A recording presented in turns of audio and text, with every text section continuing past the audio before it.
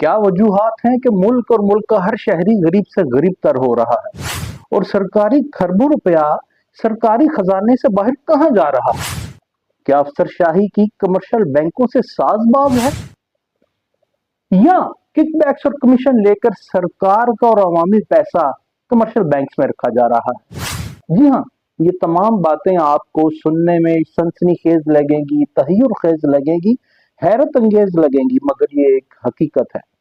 और ये हकीकत किस तरह है, ये बातें हम लोग बताते आए, पिछले प्रोग्राम्स में भी आपको बताया कि किस तरह पामरा में, किस तरह एग्रीकल्चर डिपार्टमेंट में, किस तरह पंजाब इंस्टीट्यूट ऑफ कार्डियोलॉजी में सरकारी पैसा सरकारी फंड में, नेशनल ट्रेजरी में रखने की बजाय कमर्शियल बैंक्स में रखा जाता है। क्यों रखा जाता है?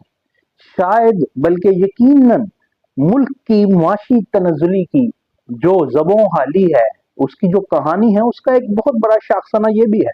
और उसको मोहरे तस्दीक ये लगी है कि ज़राए के मुताबिक एक खबर सामने आई है कि IMF को खरबों रुपए कमर्शियल बैंकों से सरकारी खजाने में मुंतकिल करने की यकीन दहानी वजारत खाना की जानिब से करवाई गई है।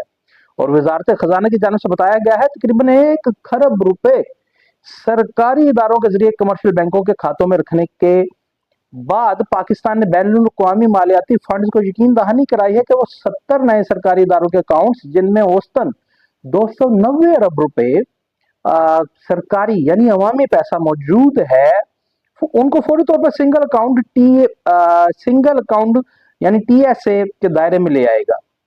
अब हुआ क्या है? हुआ यह है जी, काबिल एतमाद ज़राए ने यह बताया है कि IMF ने इस बात पर अदम एतमाद का इजहार किया है, इत्मीनान का इजहार किया है कि 1 खरब रुपए से जायद रकम सरकारी इदारों ने सिंगल ट्रेजरी अकाउंट में मुंतकिल करने के बजाय अपने कमर्शियल बैंक अकाउंट्स में रखी हुई है। सिंगल ट्रेजरी अकाउंट यानी प्रोविंशियल सिंगल वो जो कंसोलिडेटेड फंड है या नेशनल कंसोलिडेटेड जो फंड है, यानी उर्फ़े आम में सरकारी खजाने में रखने के बजाय कमर्शियल बैंक्स में रखा है। क्यों रखा है वो भी आपको बताते हैं, लेकिन आगे भी सुन लीजिए।